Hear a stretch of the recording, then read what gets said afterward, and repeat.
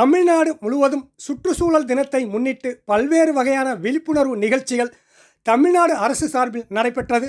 மேலும் தனியார் அமைப்பின் சார்பிலும் பல்வேறு இடங்களில் சுற்றுச்சூழல் பாதுகாப்பு குறித்த விழிப்புணர்வு நிகழ்ச்சி நடைபெற்றது.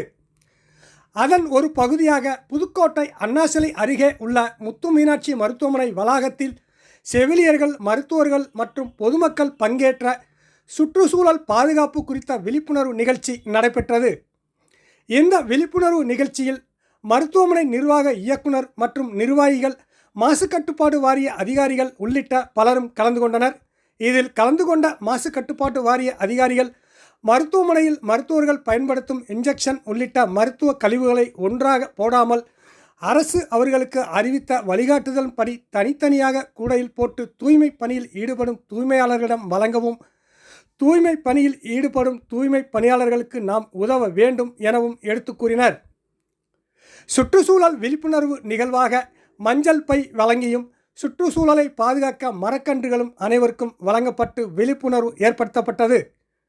மேலும் இந்நிகழ்வில் அனைவருக்கும் சுற்றுச்சூழல் பற்றிய துண்டு பிரசுரமும் சுற்றுச்சூழல் பற்றிய உறுதிமொழியும் எடுக்கப்பட்டது.